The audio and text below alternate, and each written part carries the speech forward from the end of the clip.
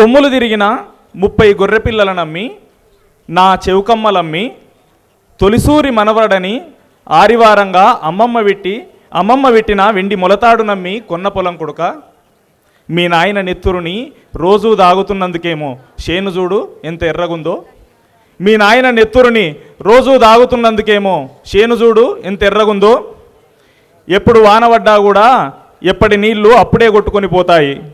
ఈ ఎర్రగడ్డ మీ నాయన చెమటర తడిని దాసుకున్నాయేమోరా. నువ్వు పుట్టినాక తొలుత ఈ చేనే కొన్నాం. చేను నిండా పిచ్చిగడ్డి ఉంటే ఆ కనిపిస్తున్న ఇప్ప చెట్టుకే ఉయ్యాలను గట్టి నువ్వు వండుకున్నాక నేను మీ నాయన చేతులకు బొగ్గలు రంగా దుక్కులన్నీ సదును చేసినాం. ఒకసారి పానం పోయేంత పెద్ద రోగం వస్తే ఎట్లన్నా చేనమ్ముతాడని చేతుల 4 రాళ్ళున్నోళ్ళు భయాన తీసుకొని ఆసుపత్రికి వస్తే ఈ పానం పోయినా సరే నా కొడుకు నోటికాడి ముద్దను పారేయనన్నాడురా.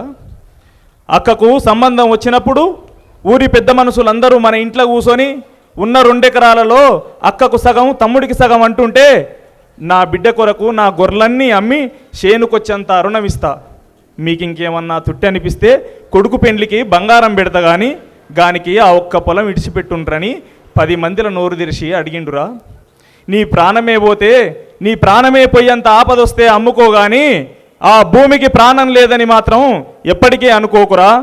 నీ ప్రాణమే పోయేంత ఆపదొస్తే అమ్ముకోగాని ఆ భూమికి ప్రాణం లేదని ఎప్పుడు అనుకోకురా. పొలం పోతే పోయేది పట్టాబుక్కులో నెంబరు కాదురా మీ నాయన అస్తిత్వం కూడా.